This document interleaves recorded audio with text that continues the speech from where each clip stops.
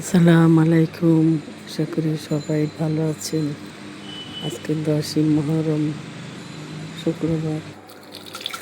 এই দেখেন গরুর মাংস রান্না করতেছি, রোজা রাখছি।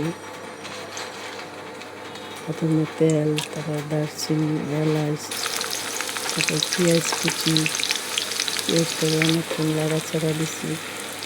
লবণ,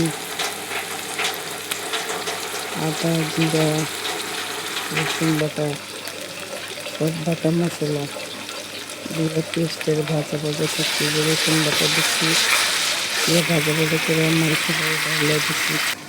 ডাইলে দিয়ে আলাদা একটা বলের মধ্যে এই যে দুধ, হলুদের গুঁড়া, মরিচের গুঁড়া, ধনিয়া গুঁড়া একসাথে মিক্স করে আগে মাংসটাকে পেঁয়াজের সাথে কষাইছি, আদা রসুনের সাথে কষাইছি। কষাইয়া তারপর সেই যে ডাইলা দিলাম, ডাইলা দিয়ে অনেকক্ষণ 10-15 মিনিট কষাইছি। মাংস এমনি অটোমেটিক সিদ্ধ হয়ে গেছে।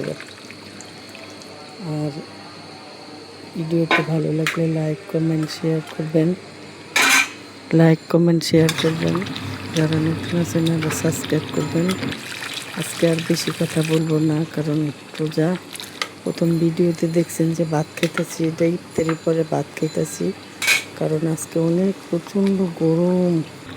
রান্নার পরে আর মন চায় না যে ইফতারি বানাই, তার জন্য পানি খাইয়েই তারপরে সে ভাত খাওয়া দাওয়া করছি। আজকে পর্যন্তই, আল্লাহ হাফেজ।